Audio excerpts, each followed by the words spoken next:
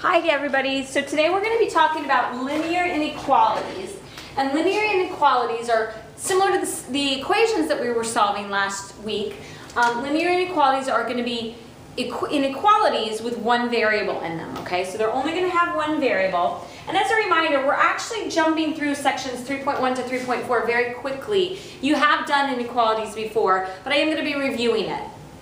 So first we need to really know what inequality symbols are, and I'm hoping that you know that that is greater than, that's less than, greater than or equal to, and less than or equal to. So those symbols are inequality symbols. All right, but what is an inequality? Oops, let me go back. What is an inequality? So we should define it. It's really an equation, okay, and an equation that uses inequality symbols.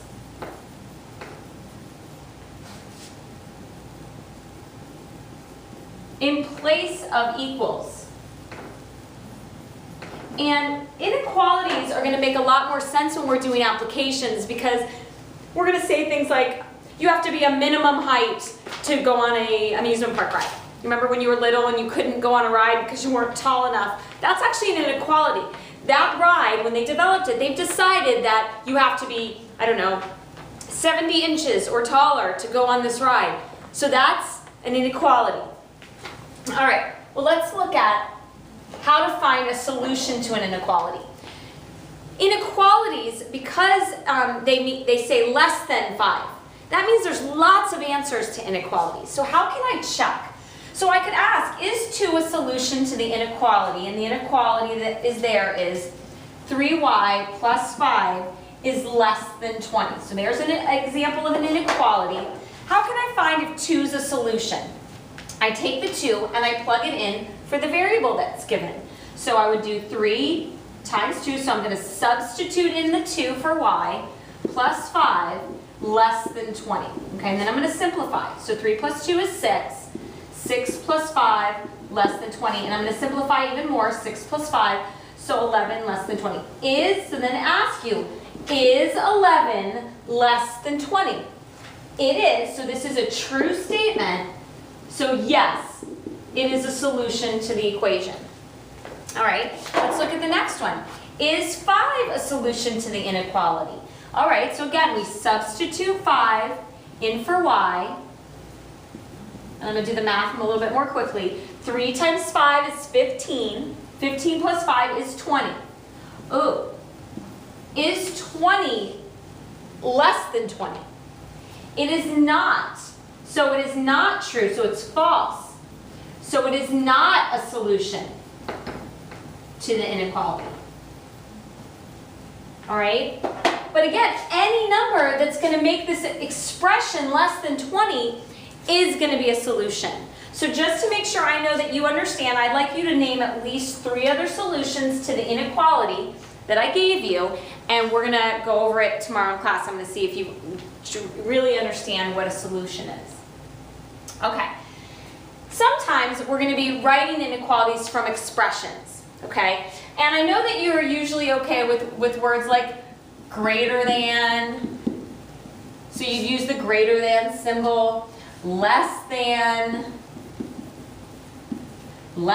symbol. You could add the equals to it, and then you'd put a line under it for greater than or equals to. But some other expressions that are really important. The first one is going to be at most. Okay, at most. You can be at most 6 feet tall to go on this ride. At most, that means you can't be bigger than it. So at most means less than or equal to. At most means less than or equal to. And then the other one that could come up for you would be at least. At least means you can't be lower than it. The least amount you can be is, I don't know, 12. So you have to be at least 12 years old if you're going to go on that specific ride. So least means greater than or equal to. And I just want to make sure you can see everything that we're looking at. Good. So at most and at least are other words that we're going to have to use. And we'll see when they come up. But for now, let's write an inequality that represents the verbal expression. P is greater than or equal to 5. when we're writing an expression and when we're solving, for my class, I'd like you to keep the variable on the left, okay? Variable, I want it on the left. It's going to make this whole process easier because when we read equations, we always want to read them from left to right. So P is greater than or equal to, so P is greater than or equal to 5. P is greater than or equal to 5.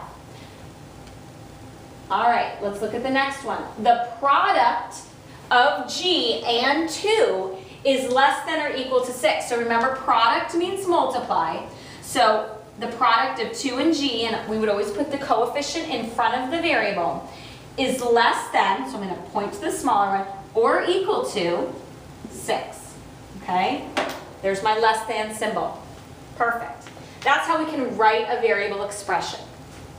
All right. We also are going to have to be able to graph inequalities on a number line. Graphing inequalities on a number line, we look at the inequality and first we create ourselves a number line, okay? We're always going to, in the middle, put the 0. And this inequality, I'm going to read it from left to right. X is less than 4. All right, so we're going to go to the number 4.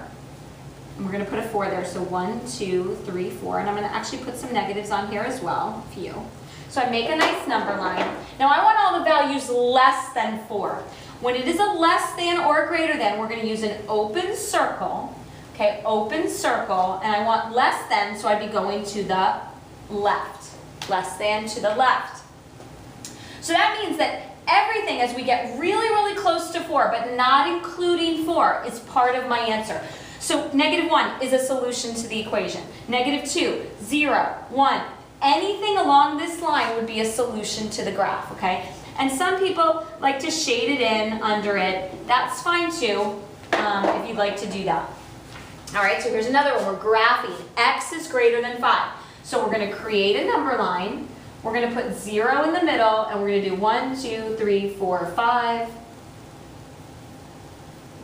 This is reading from left to right. X is greater than or equal to 5. So this is where we're going to use a closed circle. That means it indicates that 5 is actually part of the answer. It is a solution. We want greater than, so we're going to be going to the right. And again, if you want to, shade below it, that's fine as well.